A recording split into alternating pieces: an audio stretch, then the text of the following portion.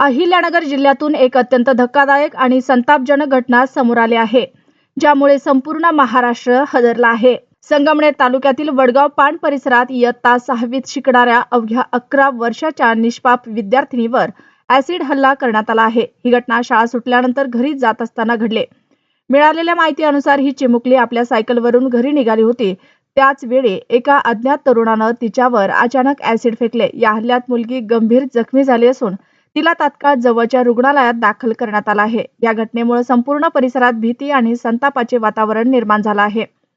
पालकांमध्ये मोठी चिंता व्यक्त केली जात आहे, कारण शाळेतून घरी परतणाऱ्या मुलींच्या सुरक्षेवरच प्रश्नचिन्ह उभे राहिले आहे. घटनेची माहिती मिळताच पोलीस घटनास्थळी दाखल झाले असून आरोपीचा शोध सुरू आहे. सीसीटीव्ही फुटेज आणि स्थानिक माहितीच्या आधारे तपास जलद गतीने सुरू करण्यात आला आहे. दरम्यान स्थानिक नागरिकांनी आणि पालकांनी या घटनेचा तीव्र निषेध व्यक्त करत आरोपीला लवकरात लवकर अटक करून कठोर शिक्षा देण्याची मागणी केली आहे. ही घटना केवळ एका मुलीवरचा हल्ला नाही, तर समाजातील सुरक्षेच्या व्यवस्थेवरच एक मोठा प्रश्न आहे. अशा प्रकारच्या घटनांवर आळा घालण्यासाठी कडक कारवाई होणे गरजेचे आहे. आता सर्वांचे लक्ष पोलीस तपासाकडे लागले आहे. आरोपी कधी पकडला जाणार आणि पीडितेला न्याय कधी मिळणार?